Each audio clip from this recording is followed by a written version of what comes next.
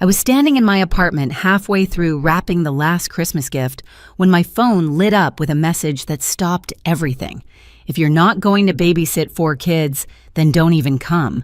No hesitation, no softness, just the kind of dismissal you feel in your bones. Seconds later, my parents chimed in, agreeing, like it was the most natural thing in the world.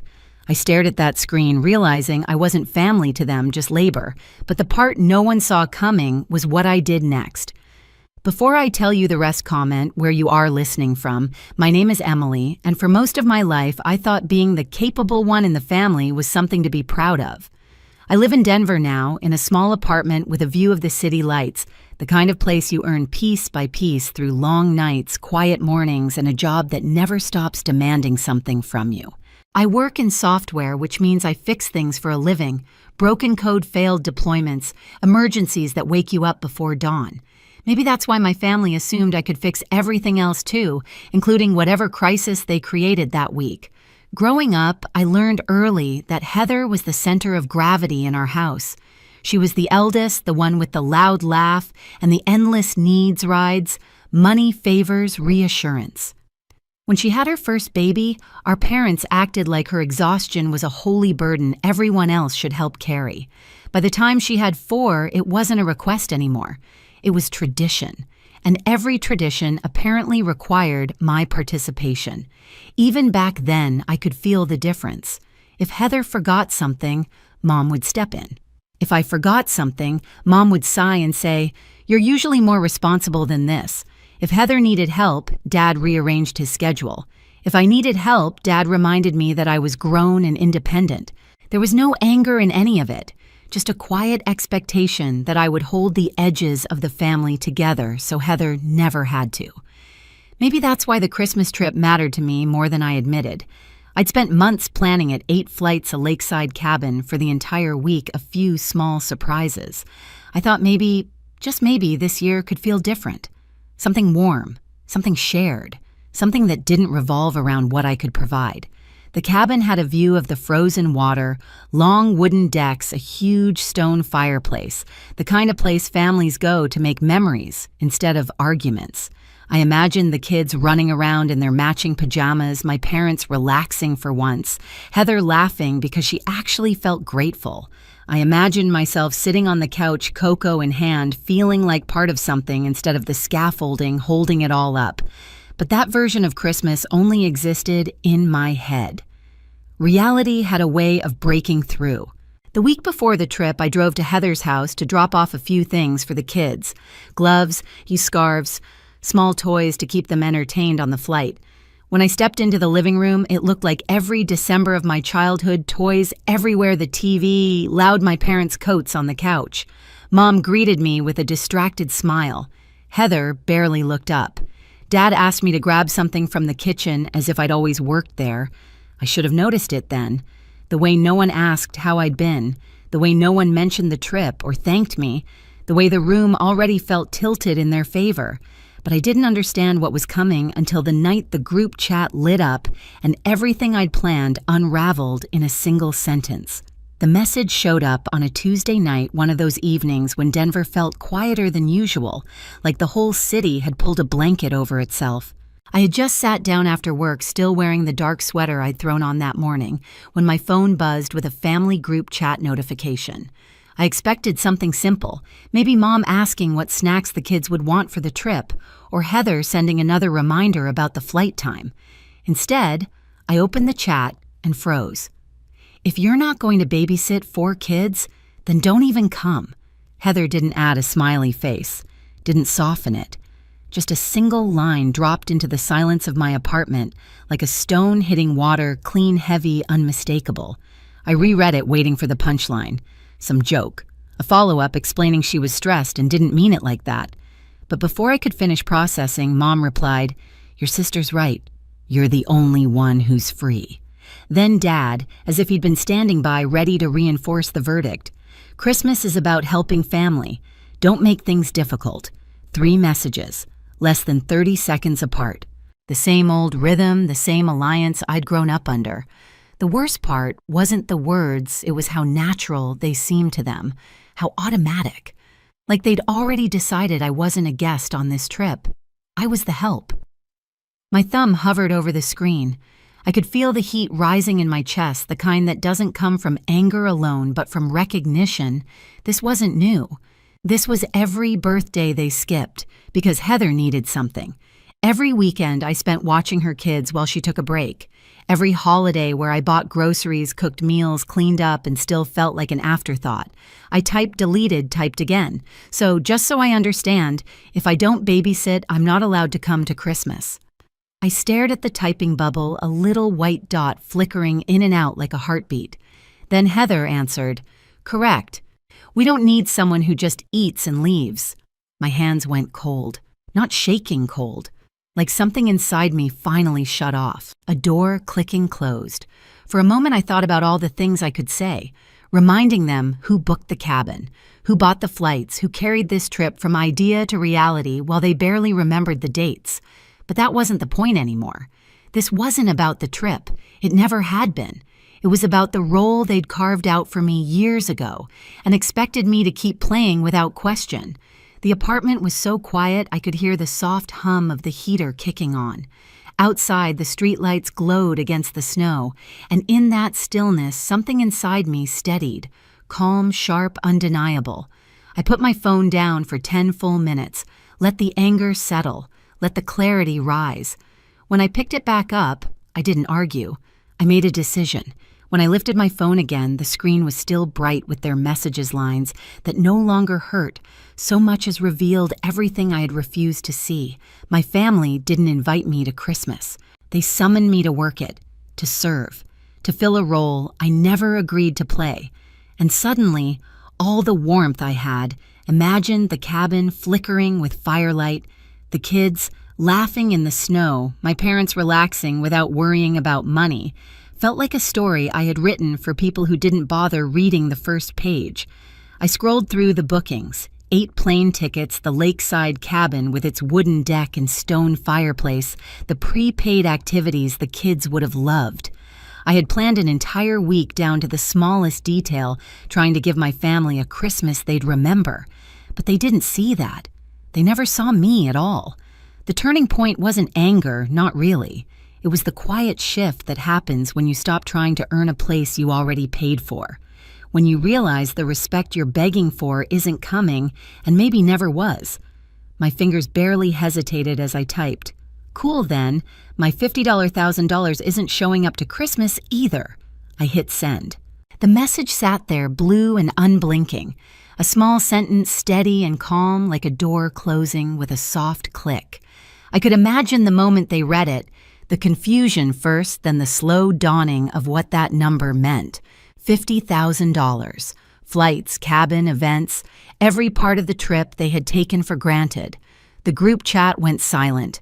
Heather, who usually filled conversations with demands and instructions, didn't type. Mom didn't rush to soften anything. Dad didn't offer one of his patronizing reminders about family duty.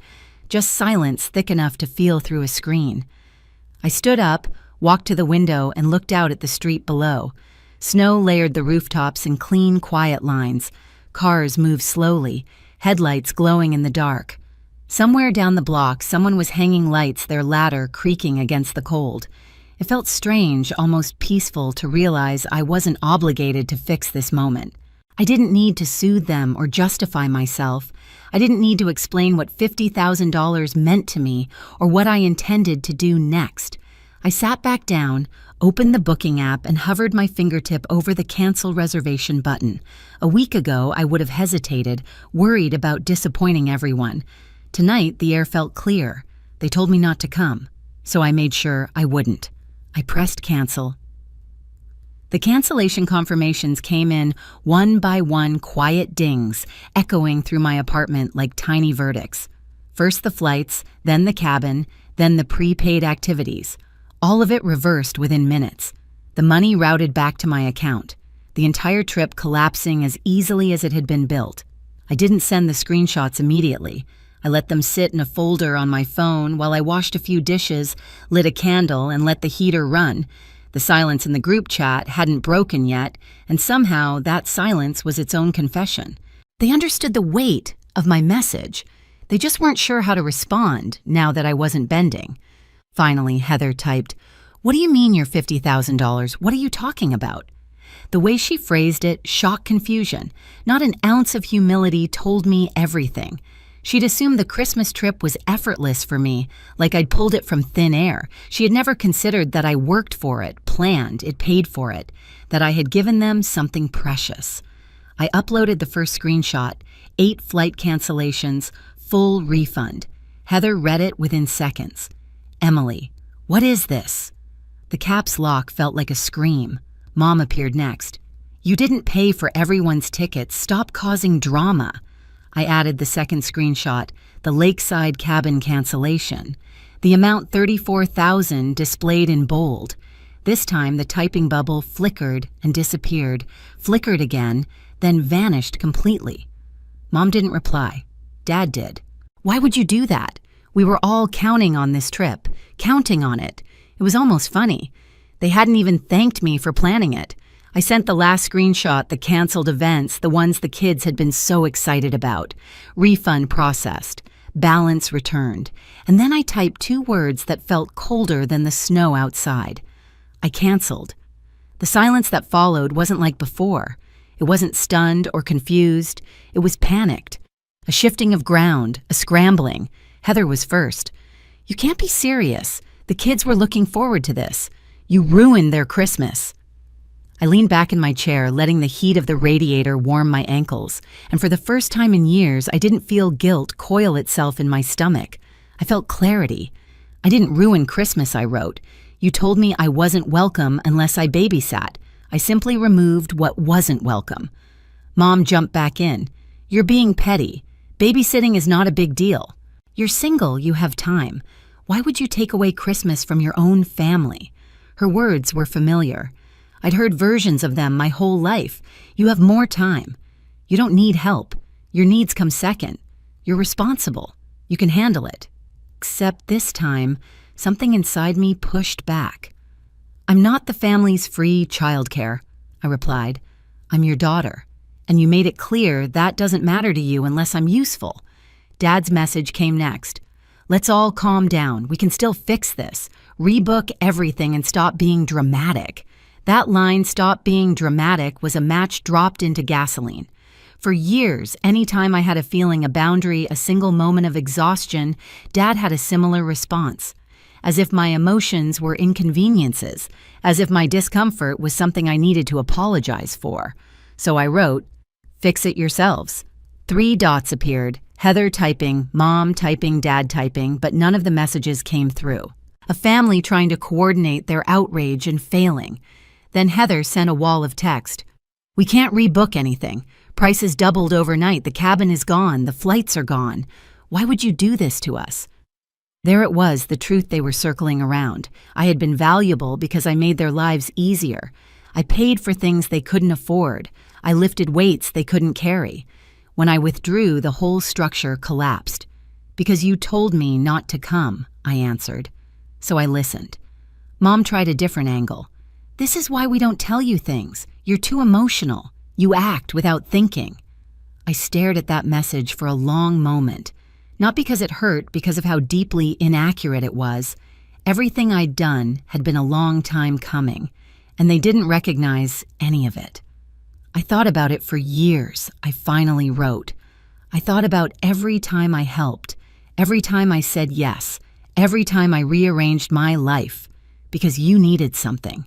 And all it took to erase all that was one night and one message telling me I'm only welcome if I'm useful. That's not family.